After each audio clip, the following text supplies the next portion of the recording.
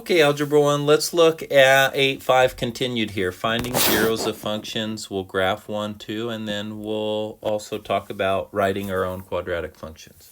Okay, so if I had the function, say, minus 2x squared minus 10x minus 12, well, the first thing I want to do is factor first, and it's kind of like factor triage. What do we want to do first? Well, we always want to look for that greatest common factor. Well, what's the greatest common factor I can divide out of each? Well, -2. And remember, if we ever have a negative a coefficient, we want to bring that negative out. Okay, so that leaves us with -2 out front, x squared plus 5x plus 6. And then remember, go to magic x if I'm factoring a trinomial here. 3 and 2, 3x plus 2x is 5x. So it adds to our middle term. That's an indicator that we have the correct factors. Then read them horizontally. So that's going to be times x plus 3 times x, x plus 2. Okay, so that's what's called factored. And if we're going to find the zeros really represents where it intersects the x-axis. In other words, where y is 0.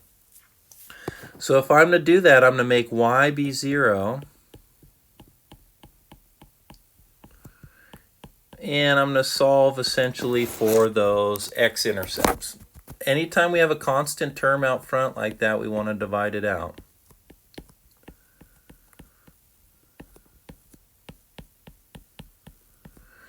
And then I want to set those individual factors equal to 0 individually and solve. X plus 3 equals 0 and x plus 2 equals 0 and solve. So x equals -2 and x equals -3. Okay, so these are the locations at which our parabola is going to strike the x-axis. In other words, where y is 0. Okay, and that's what you're doing when you're finding zeros of a function. Okay, let's look at another example.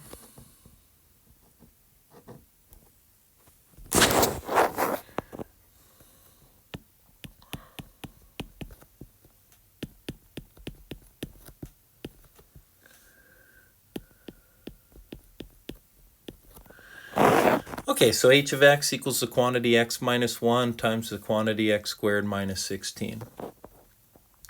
Okay, so always look to fully factor x and x. Well, we've got a perfect square factors here of 4 and -4. And if I do my magic x cross multiply check, I notice that I have no bx term, and that makes sense. There's no bx term here in the middle of these two, right? We have an ax squared and a c term is what they're called, okay? Okay, so our factors then are, well, we have the x minus 1 out front still, x plus 4, and x minus 4.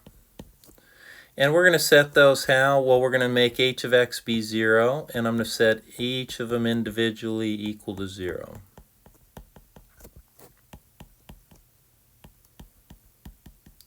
And then I'm going to solve. X equals 1,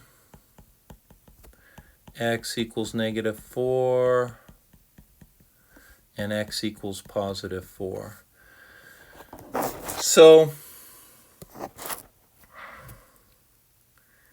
x equal to 1, x equal to -4, and x equal to 4. Well, you say, well, Mr. Hess, if it's a parabola, how can it hit 3 times? Well, actually, this wouldn't be a parabola because if I multiplied these two back through, if I FOILed them, I'd have what's called a cubic, x cubed. And so x cubes, a cubic behaves more something like that.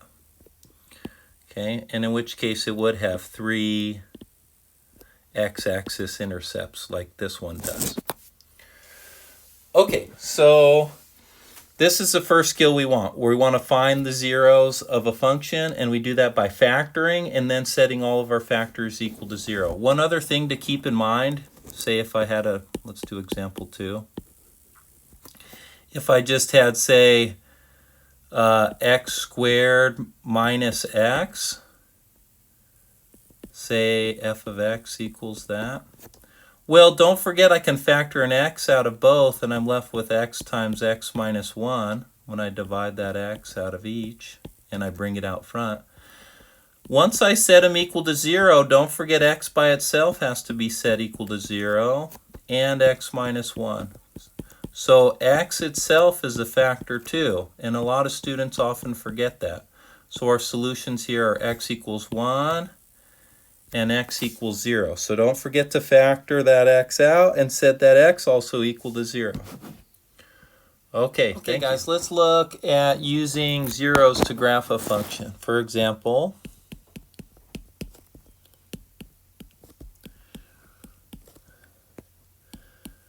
well, we've got this quadratic function in standard form, and of course we could graph it in standard form if we wanted, but let's use zeros instead.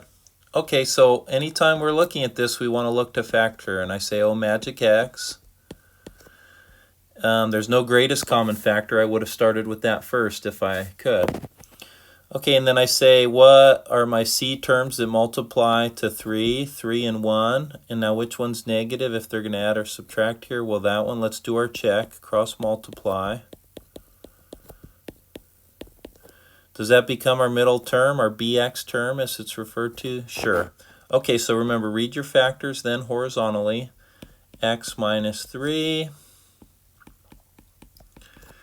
and x plus 1. And then we're going to let h of x be 0 and set each of these equal. So x equals 3 and x equals negative 1.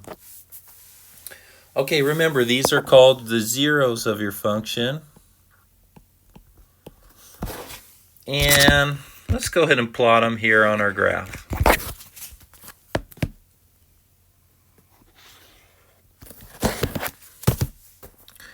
X, y.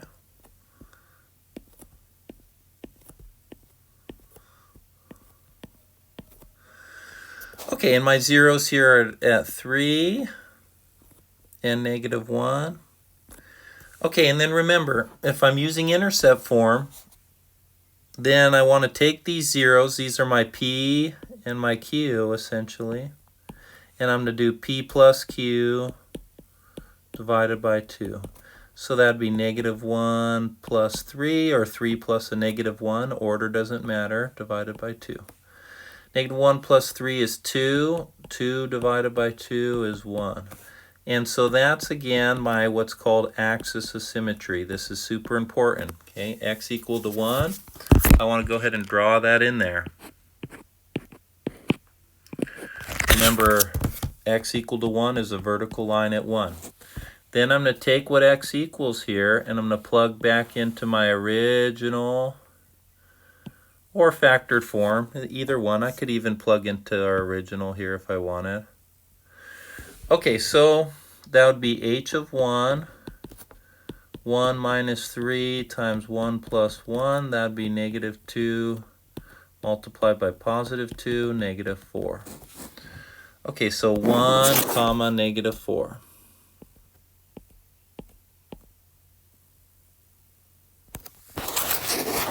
Okay, and then again, that's my vertex here.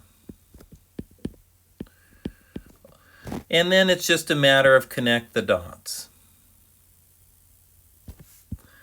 So we've got a parabola, and really I should have drawn this one more over here. I'm going to kind of get rid of that. This really should be here. Drew my negative 1 a little too far out to the left there. Okay, so notice it goes through my zeros. Again, these were my zeros. And then what did I do with those zeros? I added them together and divided by 2. And that became my axis of symmetry. And then for my axis of symmetry value, I plug it back into either the original or the factored form.